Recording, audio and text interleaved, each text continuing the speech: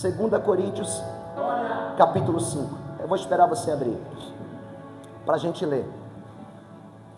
Sempre entendendo, irmãos, que Cristo é o cabeça de tudo, Cristo é o centro de tudo, vivemos por Cristo, a Ele a glória, a Ele a honra, a Ele o louvor, a Ele toda a nossa dedicação, a Ele todo o nosso amor, a Cristo, somente a Cristo. Ele é o cabeça, a glória dele, a igreja dele, e a gente é apenas servo, incluindo a minha pessoa.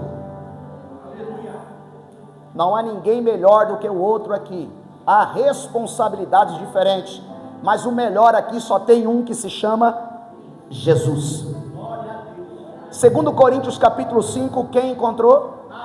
Você vai abrir a Bíblia no versículo 14 e 15.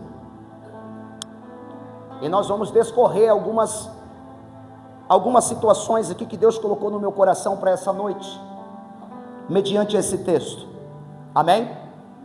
Posso ler?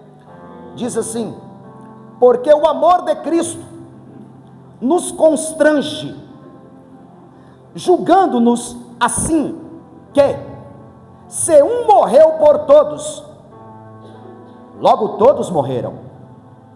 Ele morreu por todos, para que os que vivem não vivam mais para si, mas para aquele que por eles morreu e ressuscitou.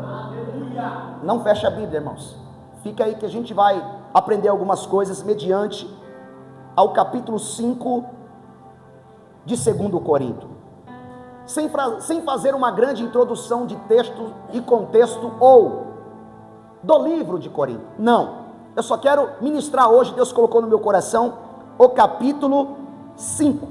Esse capítulo 5 no meu coração, ele soou em 3 situações. Está escrito no cabeçário, que primeiro, a nossa habitação, ela é celestial. Diga comigo, celestial. Diga para alguém: você não é daqui. Você não é daqui. Ok? Segunda tese aqui do capítulo 5: já que eu não sou daqui, a minha habitação é eterna, a minha habitação é celestial, Ele deixou em mim um penhor. Esse penhor se chama Espírito Santo. Diga comigo, Espírito Santo. Para me ajudar na minha caminhada para a eternidade com Deus. Ok? Então nós vamos trabalhar em cima disso. Terceiro, a minha habitação, ela é do céu. Ele deixou um Espírito Santo no meu coração para ajudar-me e para ajudar a igreja chegar no destino. Agora, nós temos obrigação. Sabe qual que é a obrigação? Manifestar aqui a pátria da qual eu pertenço.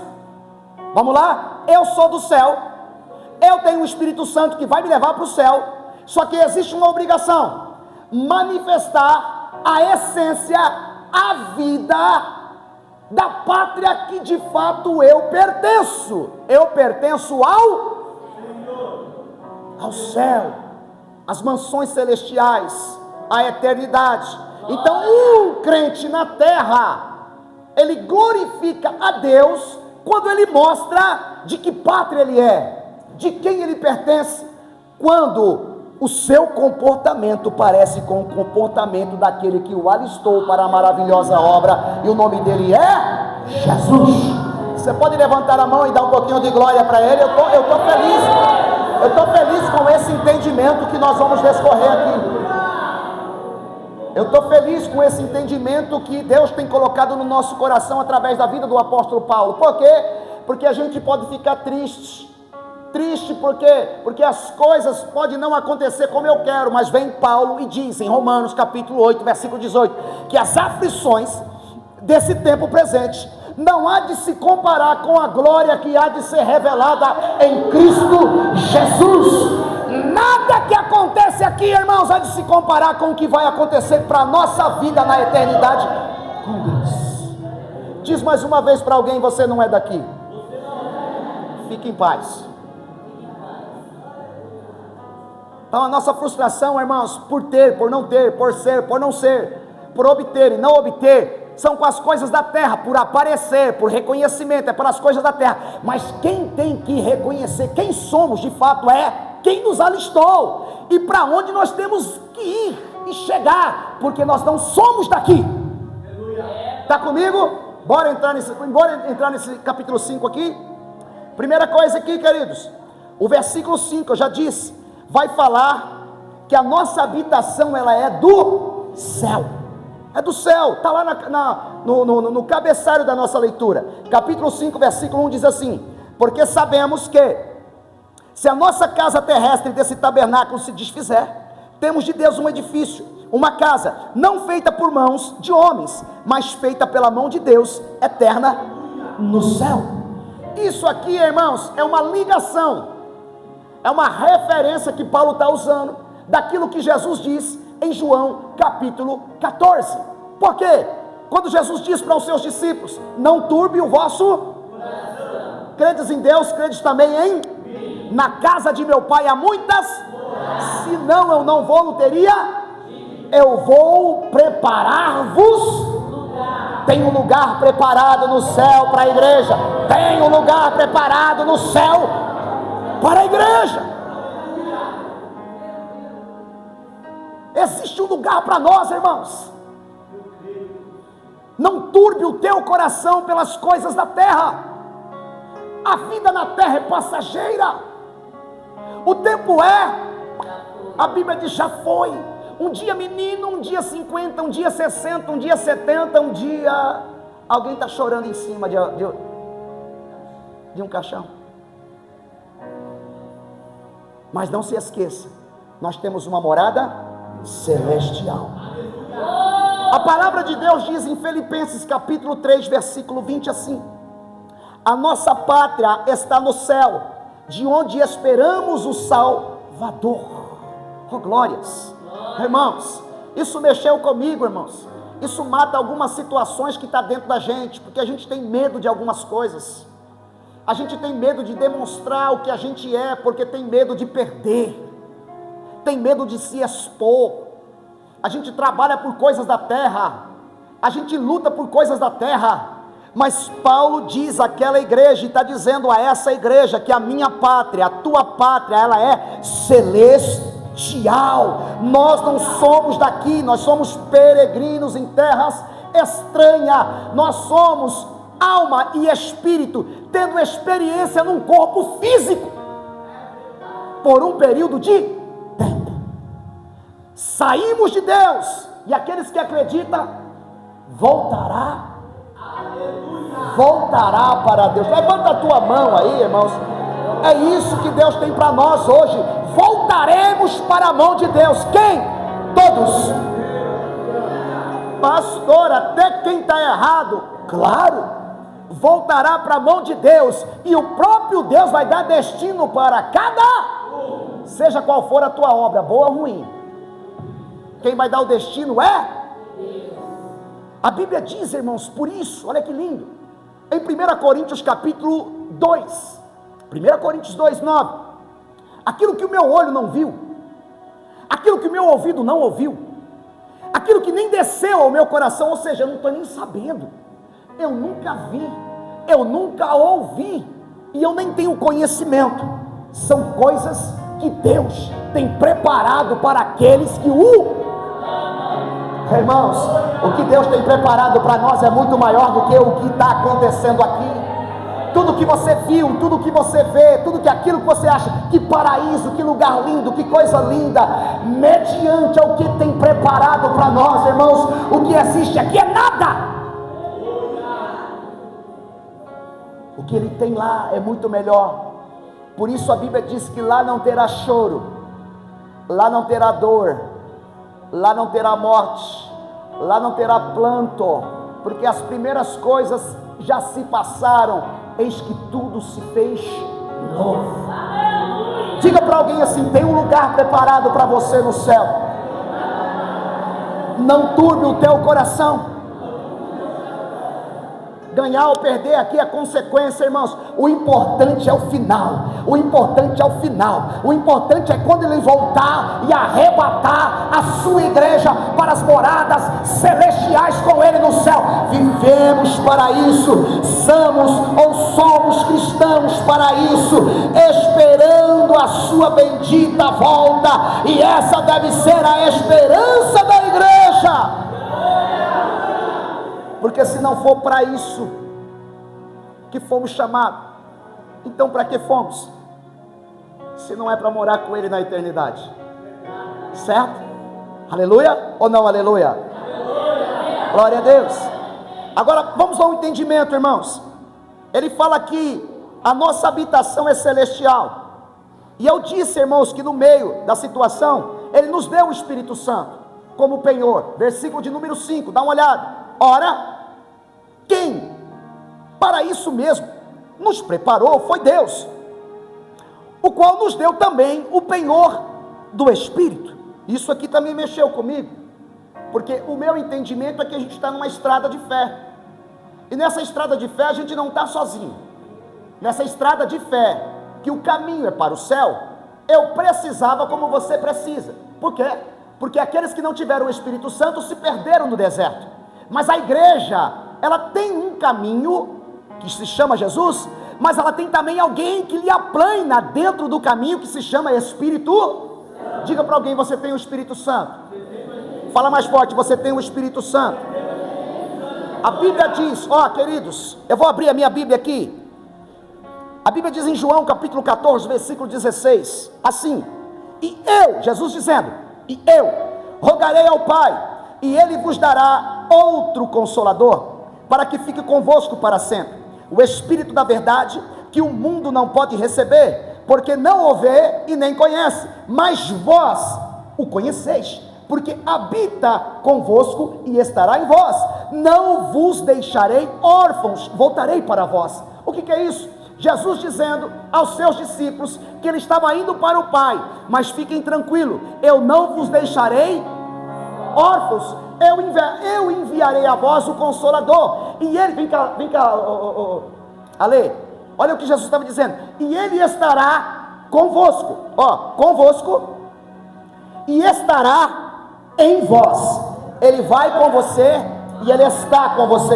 Eu não vou te deixar sozinho, você não vai se perder no caminho, porque eu envio para vós o Espírito Santo. É isso que Paulo está tentando dizer com outras palavras. Diga comigo assim: o papel do Espírito Santo. Levanta o dedo e diz: é me guiar. Porque a Bíblia diz que ele é guia, sim ou não? Para onde? Levanta o dedo e diga: para onde? Para onde? Agora espera, por que ele é um guia que nos leva para o céu? Porque quem acredita em Jesus tem o Espírito Santo. Alguém vem com outra fábula, alguém vem com outra religião, alguém vem com uma idolatria, mas eu sou guiado pelo Espírito. Levanta a mão: eu sou guiado pelo O Espírito Santo vai dizer: isso para mim não tem sentido nenhum, porque eu estou indo para o céu, eu sei em quem eu tenho crido, então eu não tenho mais alegria nessas coisas, a minha alegria é em adorar o meu. Não, você tem que dar um pouco de glória para isso.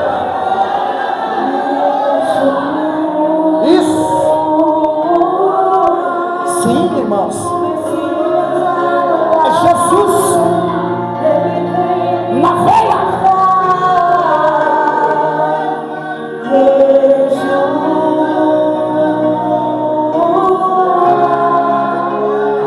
Segura, vamos nesse fundo.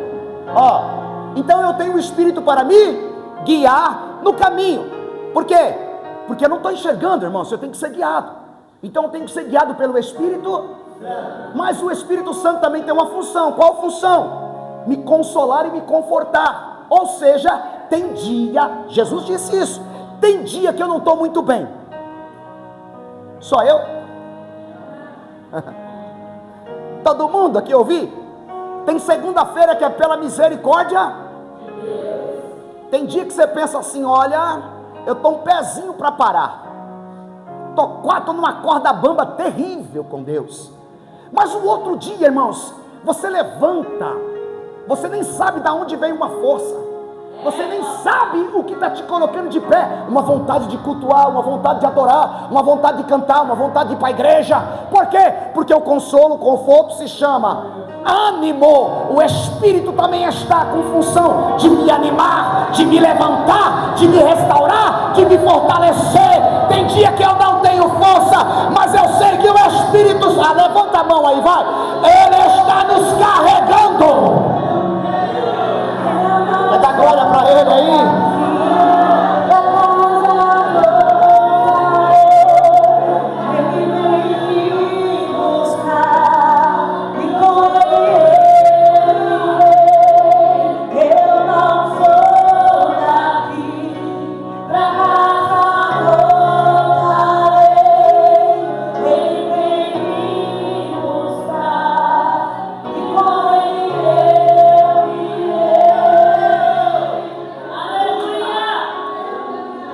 Ele também tem mais uma função.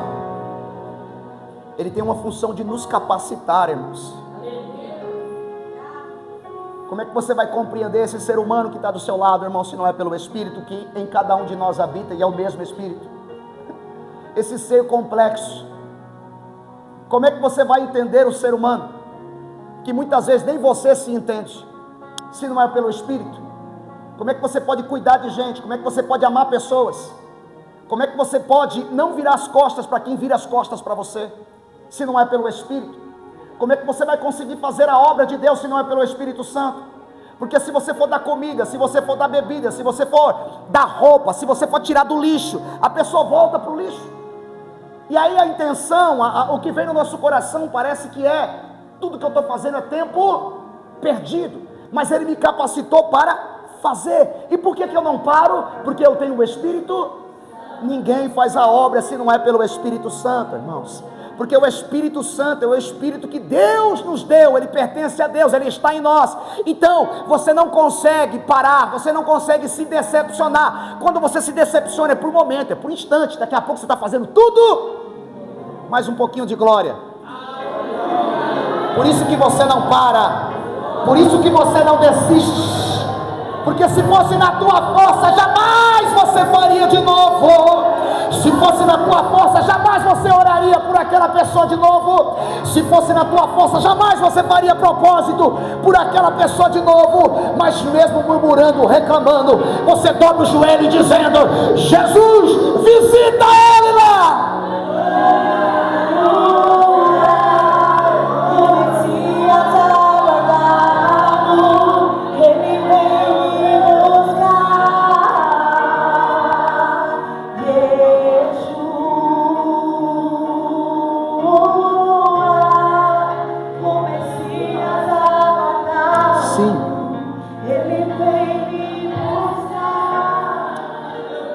No versículo 7, irmãos, é muito interessante porque Paulo explica que a nossa caminhada é por fé e não por vista. Olha só, isso é só numa linha de raciocínio espiritual.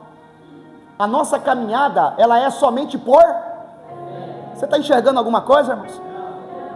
Você sabe como se comportar? Você sabe para que lado fica o céu, que Jesus disse que ele existe? Você sabe como é que chega lá? É só por... Então Paulo está usando a expressão que ele está querendo dizer: não vimos Jesus, não vimos o céu, não temos visto o céu, mas nós cremos, nós cremos, nós acreditamos. Eu tenho fé, eu não estou enxergando, mas eu creio. Eu nunca vi o céu, eu nunca entrei lá, eu nem sei como ele é. Só existe uma representação do céu que João trouxe no livro de Apocalipse, das ruas de ouro, dos muros de cristal. Foi a revelação que ele teve. Eu nem sei se é assim, mas eu creio sem mesmo ter. Diga para alguém: nós não andamos por vista, nós andamos por fé. O mundo diz que não existe, mas eu creio. O mundo diz que o céu é aqui, eu acredito que é em outro lugar. O mundo fala uma coisa, mas eu não estou nem aí com o que o mundo diz, eu estou aí com o que está esse. O mundo diz: você já viu, você tem prova, você já conversou com ele, você já viu ele, você já foi para lá. Eu não fui, mas eu... De novo, um pouquinho de glória para ele. Eu não ando por vista, Eu não ando por vista, o mundo não entende isso. O mundo não entende isso. Eu tenho fé. Quem tem fé aí, levanta a mão.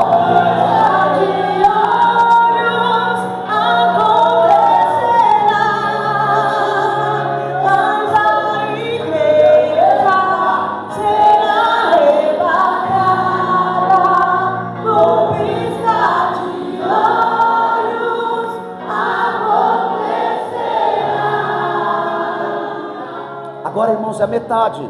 Ou seja, a mensagem, ele começa dizendo que a nossa habitação é do céu. Só que no mesmo capítulo, ele vai falar da nossa vida na terra, conduta, que é a conduta de alguém que é do céu na terra. Ou seja, a gente tem que ter uma conduta do lugar que a gente representa. E aí que entorna o caldo. Porque se eu sei que eu não sou daqui, eu sou do céu. Então eu tenho que ser representante da onde eu sou. E isso vai implicar na minha conduta de vida na versículo qual eu li para vocês, do versículo 13 ao versículo 17. Vamos destrinchar aqui o 14 e o 15 primeiro. O 14 e o 15, melhor o 15, vai dizer assim que ele morreu por nós para que vivamos para ele. E aí eu me fiz uma pergunta, obviamente, porque, olha o que ele disse, que ele morreu por nós para que vivamos para ele, está escrito no versículo 15. Agora, o que vai nos motivar a viver para ele, irmãos? É uma linha de raciocínio, irmãos.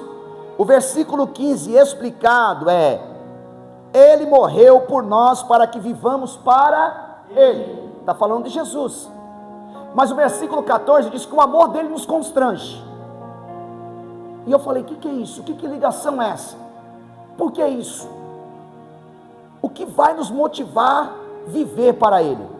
Escuta, o amor dele por nós. Não tem outra coisa, irmãos, quando se diz de amor. A única coisa que vai te motivar a viver para ele é você entender o amor dele por nós. A Bíblia diz em João 3,16 que Deus amou o mundo de tal maneira que deu seu único filho unigênito para todo aquele que nele crê não pereça, mas tenha vida eterna. A Bíblia diz em Romanos capítulo 5 versículo 8 dessa forma: Deus prova o seu amor para conosco em que Cristo morreu por nós, sendo ainda nós pecadores. A Bíblia diz aqui em 2 Coríntios capítulo 5 versículo 21: aquele que não conheceu o pecado fez pecado por nós, para que nele fôssemos feitos justiça de Deus. Olha o que Jesus fez. Sabe o teu pecado? Ele se fez pecador. Ele entrou no teu lugar. Sabe a tua condenação? Sabe o seu presídio, a sua condenação para o inferno, o aprisionamento? Ele disse: não, ele não. Eu tomo a sua briga. Eu pego a tua conta, eu pego o teu pecado, eu pego a tua condenação e eu me faço injusto para que você receba a justiça de Deus. Ou seja, eu me torno injusto para você ser justificado no teu lugar. Só quem entende esse amor, o amor dele nos constrange. Por que eu vou continuar caminhando sem ver, mas crendo? Porque o amor dele me constrange a continuar. Vamos dar glória por esse amor. Não dá para entender esse amor, irmãos. O Messias aguardado, ele vem me buscar. Yeshua. Glória a Deus. É nisso. Agora escute. O versículo 17, que é totalmente conhecido de toda igreja, de todo crente, é um reforço falado do que somos, novas criaturas. Olha só, é um reforço falado, escrito e agora ecoado daquilo que nós somos. O que nós somos? Vamos lá, o que nós somos? Vocês vão me ajudar agora, diga comigo assim: transformado, regenerado, reconciliado, novo homem. Diga para alguém agora, olhe para alguém, pode olhar. Diga assim: pecado, escravidão, mentiras, vícios, é coisa do passado. Eis que tudo se fez novo. Você é nova criatura. Você é nova criatura. Assume a sua identidade do céu. Ah, mas eu não tenho força. Irmãos, é um casamento com Cristo. Casamento tem dia de luta. Casamento tem dias de fagulhas. Casamento tem dias de estresse. Mas a aliança não se quebra. Diga para alguém: aliança não. Aliança não se quebra. Aliança não se retrocede. A aliança é a mesma. A aliança é a mesma. Eu preciso assumir esse casamento que eu tenho com o meu noivo. Eu sou uma noiva esperando ele em obediência. Ele diz que vai voltar para me buscar.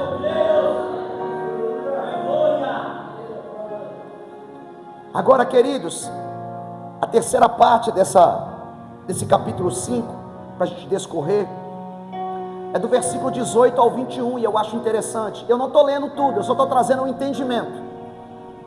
O versículo 18 ao 21 vai falar de como representar a pátria celestial na terra. De como representar a pátria celestial na... Olha só o que Paulo está dizendo para uma igreja. Ele nos tem como representantes de Deus da terra. Se a gente entender isso, irmãos, o Senhor vai nos encorajar a ser diferente em todo o ambiente. Ah, você vai ser colocado para fora porque você é cristão. Não vão te aceitar porque você é cristão. Ah, mas então, eu acho que Deus está no negócio. Se eu falar que eu não sou cristão para ficar nessa empresa, para ficar nesse negócio sujo, para ficar num relacionamento sujo, porque se eu falar para ele que eu sou cristão, se eu falar para ela que eu sou cristão, ele não vai mais me aceitar. Irmãos, perca tudo, mas não perca a tua salvação. Aleluia.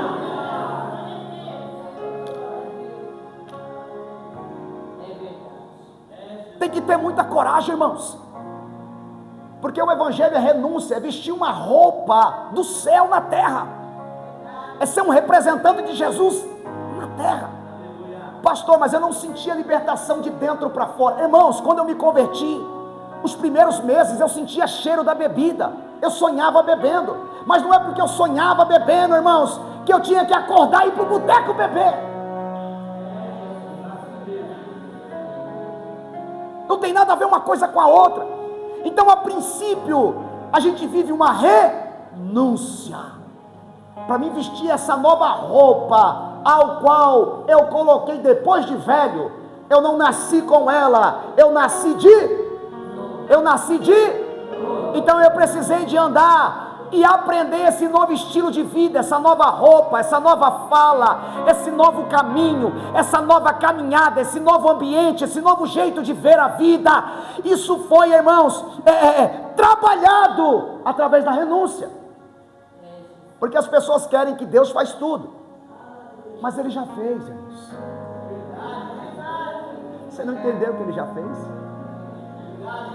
Quem para de beber é você. Quem para de se prostituir é você. Quem para de entrar no boteco é você. Quem para de beber é você. Quem para de usar droga é você. Quem para de ver vídeos pornográficos é você. E aí a gente põe na conta do Espírito Santo para fazer coisas que é para mim.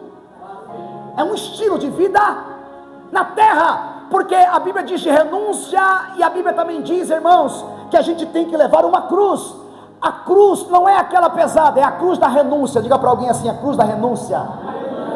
Quem não renuncia não é digno da eternidade com Ele, com Deus no céu. Irmãos, tem que renunciar. Diga para alguém: tem que renunciar. Mas quem que você tem que renunciar? Bate no peito e diga: esse camarada aqui, ó. Eu tenho que renunciar às minhas vontades. Por quê? Porque eu represento agora, irmãos, o céu na terra. Alguém dizia, irmãos, no passado, que até pela roupa a gente representava o céu. E aí veio uma igreja dos dias atuais que diz que não tem nada a ver mais a roupa, porque alguns com roupa começaram a pisar na bola no mundo, sim ou não? Os camaradas começaram a vestir terno, saia, usar cabelão, mas a língua era grande, e as coisas que fazia não testificavam o que era. Mas não é porque essas pessoas erraram que a gente vai errar também, porque na verdade é o seguinte, irmãos: se você for para uma entrevista de bermuda, se você for para uma entrevista que seja uma menina com a barriga de fora, com uma roupinha estranha, e se o ambiente for sério e o salário for bom, esquece, você não vai entrar. A roupa diz muito do que você é. Então o cristão tem que cuidar da roupa, da fala. Ele tem que se portar bem. Eu não estou falando de ter dinheiro, de ser rico. Eu estou falando de ser uma pessoa educada, uma pessoa que sabe dar bom dia, uma pessoa que sabe dar boa tarde, uma pessoa que é do bem, que fala bem, uma pessoa que se expressa, que ama, que abraça, uma pessoa que estende a mão, que quando um carro está quebrado na rua, você está manifestando, sabe quem você é? A essência do céu. Você para teu carro, você estaciona ele, vai lá empurrar o carro do teu amigo, de alguém que você conhece ou não conhece. Por quê? Porque você manifesta a glória do céu na terra. Só que a gente não se preocupa. A gente bate no peito e diz: ele me conhece, isso já? Tá bom. Você acha que isso é tudo? Fala sério, isso é tudo? Então tem muita gente errando o caminho e fazendo outras pessoas errarem por causa da sua conduta, seu estilo de vida. Paulo estava dizendo como representar a pátria celestial na terra, versículo 18 e 19, rapidinho, eu tenho aqui 5, 7 minutos para terminar isso aqui. Como representar a pátria celestial na terra? Ele usa duas expressões. Primeiro, a Bíblia diz que ele nos deu. O que ele nos deu? O ministério da reconciliação. Segundo, ele colocou em nós. O que ele colocou em nós? O ministério da palavra. Olha só, ele deu duas coisas para nós, irmãos, para nós vivermos na terra.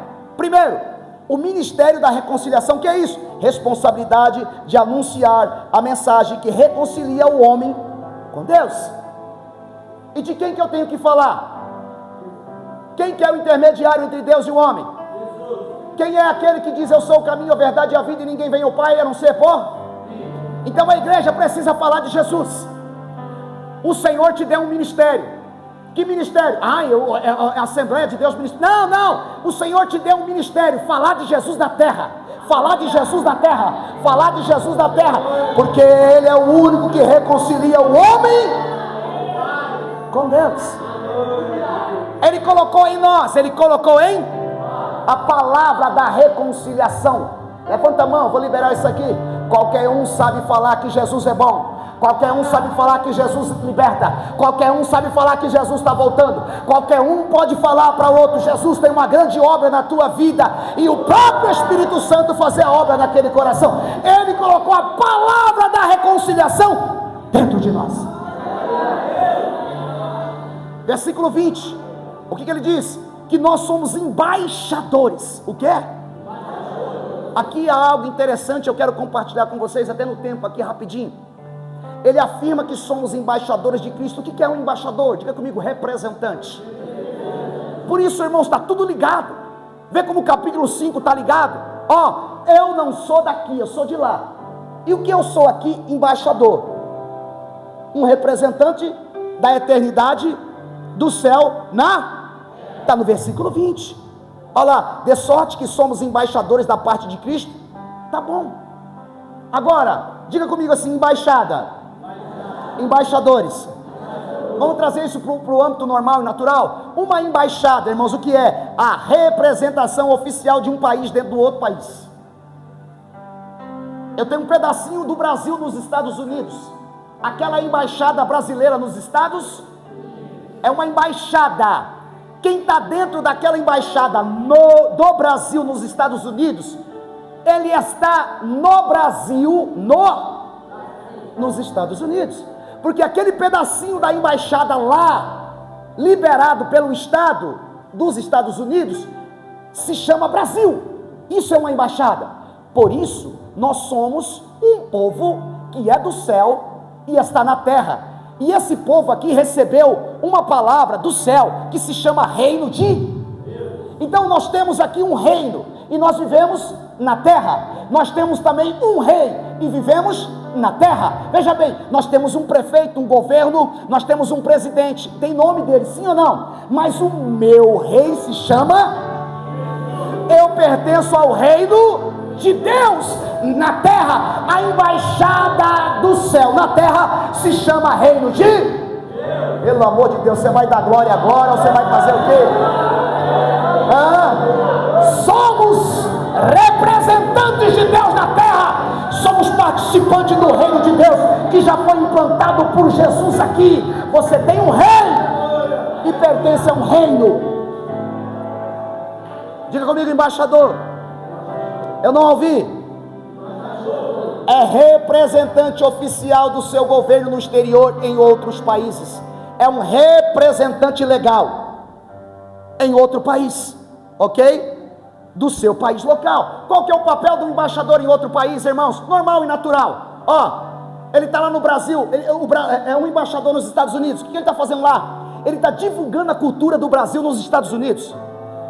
Ele tem um portfólio para mostrar as praias do Rio Grande do Norte ao Rio Grande do Sul.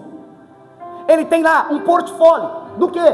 Dos hotéis brasileiros, passagens, tudo ali. Ele tem alguma coisa. Qual que é o papel do embaixador em outro país?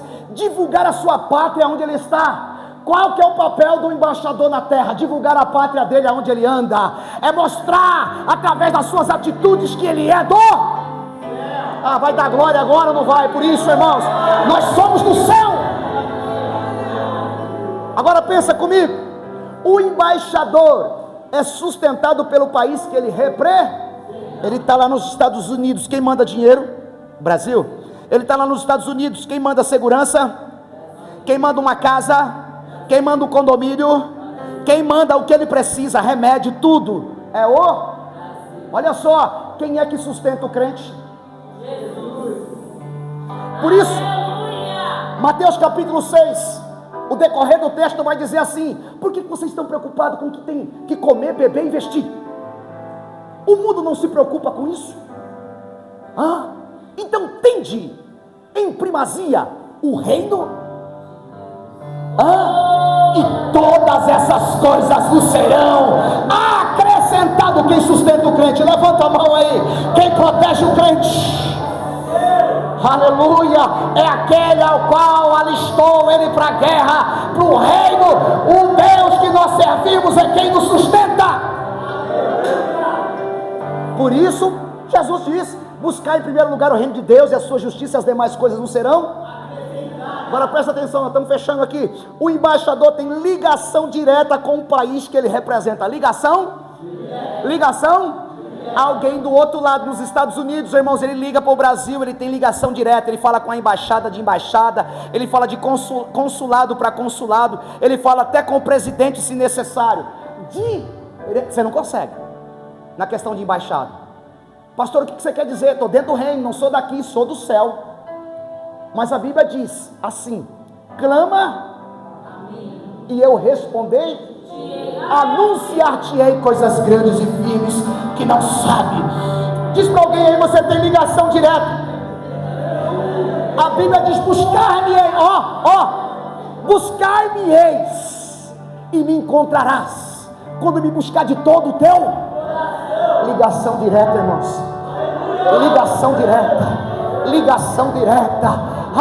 Pastor, e nos dias ruins? Ele diz que Deus é socorro, bem presente na angústia. Quando você mais precisa, você também tem ligação direta. O embaixador fala direto com o rei. Finalizo. A embaixada, estou dizendo a embaixada, é um dos principais pontos de contato com o seu país. A embaixada no exterior é o principal ponto de contato com o seu país. Por isso, o Senhor permitiu que na terra tivesse um povo e um local que se chama o quê? Igreja. Por quê? Por isso a igreja é importante. Aqui você ouve as informações da sua pátria celestial. Você entende? Eu venho para a embaixada, e na embaixada, pastores, obreiros, vocês têm que informar qual é a pátria da igreja. É verdade. Quem vem para a embaixada tem que saber por que tem muita gente depressiva, tem muita gente triste, tem muita gente frustrada. Porque você está sonhando, pensando, acreditando, querendo, sonhando, babando com as coisas da terra. Mas as coisas da terra, a Bíblia diz que elas são temporãs, ou temporãs. O que é isso? Mas a do céu são? Por isso a Bíblia diz: não ajunteis tesouro na terra, porque na terra tem traça, tem ferrugem e ladrão. Mas ajuntais tesouro no?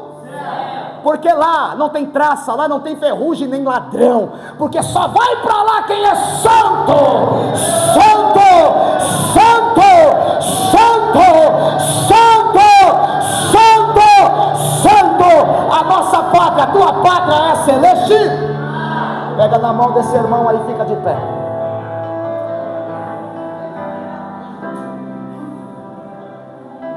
Pergunto nessa noite, de uma forma rápida e simples, se tem alguém que se identificou com essa mensagem, que quer o que precisa, irmãos, humildemente dizer assim: olha, acho que chegou o tempo, eu quero me alistar no reino, porque de fato nada que eu vivo, nada que eu tenho, tem me alegrado mais nessa terra, nada do que eu sou, e eu nem me vejo mais aqui, eu nem me vejo bem no meio das coisas, e eu preciso tomar uma decisão, eu preciso entrar no reino de Deus. Só tem um jeito, por intermédio de Jesus.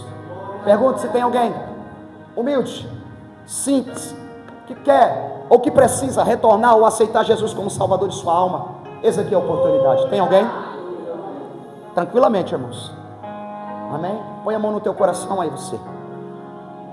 Deus Pai, Deus Filho, Deus Espírito Santo, eu quero te pedir não só por mim, eu quero pedir pela igreja, pelos pastores, pelos obreiros, pedir coragem, ainda que a mensagem não seja agradável, ainda que a gente não consiga abarganhar multidões para aquilo que a gente pensa que é rebanho, nos dá coragem para os pastores, dá coragem para a igreja, para poder viver e para poder falar do Jesus que está na palavra do Senhor. Nos ajude e nos encoraje, Senhor. Esse é o meu pedido nessa noite, a não negligenciar a mensagem, a não olhar para o auditório e querer massagear para que nos vejam bem. Me ajude os pastores e ajude a igreja a não roubar a tua glória, a ser apenas uma seta apontada para o céu, dizendo: eu sou servo, quem salva é o Senhor. Sou apenas um pequeno sacerdote, mas Ele é o sumo pastor.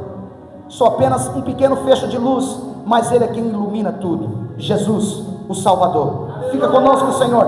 Abençoa essa igreja, encoraja-nos a viver a Tua palavra, não só hoje, mas para todo sempre. Quem acredita assim diz amém. Aplauda o Senhor.